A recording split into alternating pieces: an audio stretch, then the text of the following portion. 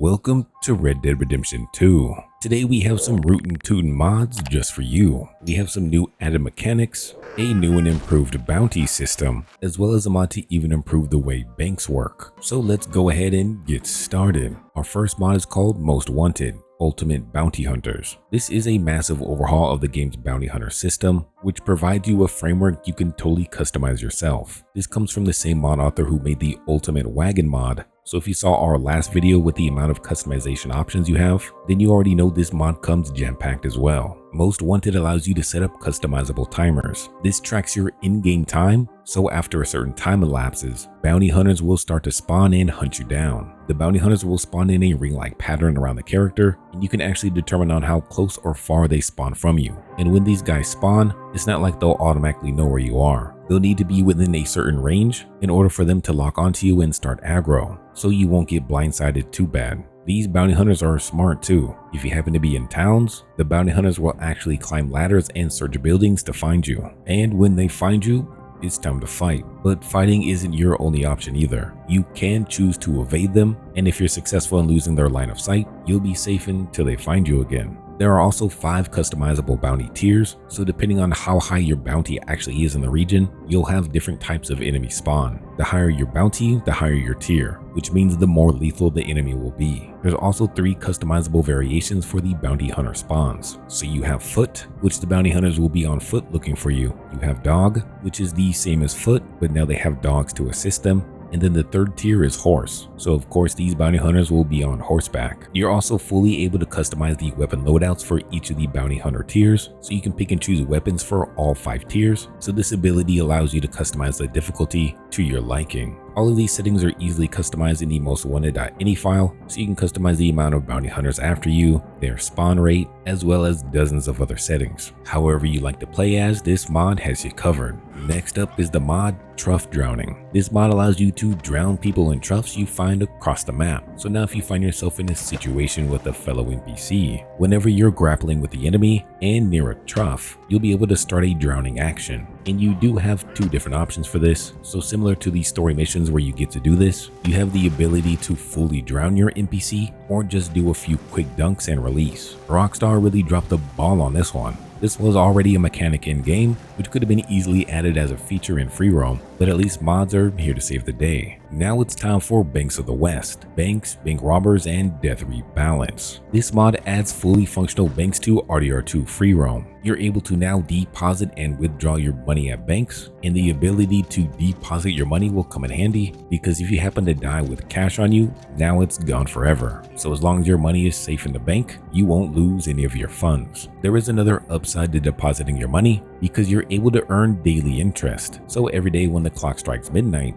you'll find yourself with a few extra dollars in your bank account. You're even able to do bank heists. So by pointing the gun at the bank clerk, you can order them to open the gates, and once they comply, you can force them to go to the vault as well. And then from here you have 2 different options. You can order the clerk to open the vault for you, or if you have dynamite on hand, you can use that to blow it up. Every heist will net you a few $1,000s, so this can be very lucrative. You're able to use the Valentine, Rhodes, Lemoyne, Ansburg, West Elizabeth, and the Bank of Armadillo when you want to withdraw, deposit, or rob the banks. Plus there's even a new bank icon you can view from the map to make things a little bit easier to find. There's even an extra added system if you happen to be wanted. So if you're wanted with a bounty over $100 and you happen to be taken out by law enforcement will seize half of your assets. So if you had $1 million in the bank, the police now have 500,000 of that. This now adds an extra layer of risk. All of this, of course, is customizable in the ini file, so you can customize, tweak, turn off certain settings, or even turn on certain ones. Next, we have the Dense Forest of New Austin. This mod introduces a brand new forest across Gaptooth Ridge. So now Tumbleweed isn't just full of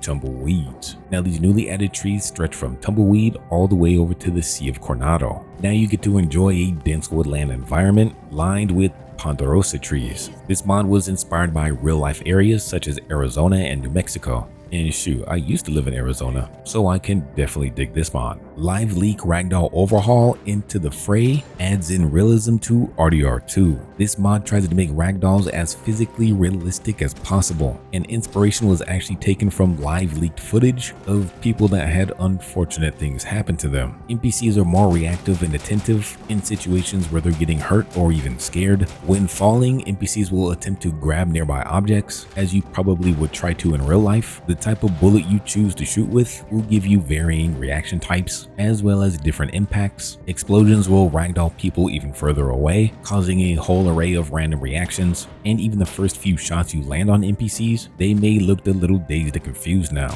And now when you get a clean headshot, they will go completely limp, mimicking a real life scenario. So if you're looking for one of the most realistic ragdoll mods out there for RDR2, you definitely have to give Live Leaks a download.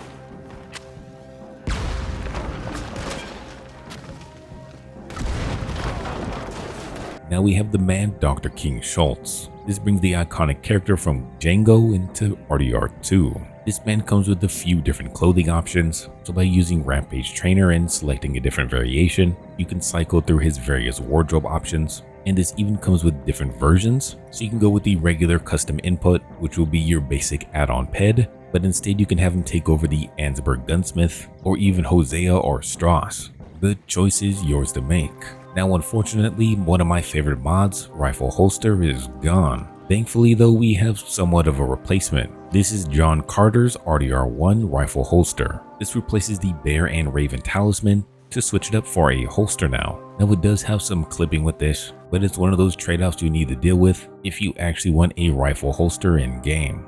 Now we have the RDR2 Mod Toggler. This is a way for you to enable and disable mods from just one game folder. This basically uses two different bat files, one to enable your mods and one to disable your mods. So if you don't have the space to have multiple copies of RDR2, one for modded gameplay and one for online, this mod could be exactly what you're looking for. Now though, I want to talk about Cinematic Camera. Cinematic Camera is a tool that allows you to do a bunch of unique things. You have a bunch of different features to get the cinematic shot that you may be looking for. You can set up multiple player cameras, so while you're doing your business in the game, you can transition from each of them with customizable smoothness and duration to actually create some pretty unique things. I've only been using this for a few weeks now, but the sheer amount of things you can customize and use, the options are pretty much limitless. And yeah, the amount of things you can customize definitely is intimidating to say the least. But pretty much with anything in life, if you play around with it long enough, you'll learn the ropes. If you found a new mod or two you enjoyed, make sure you hit that like and subscribe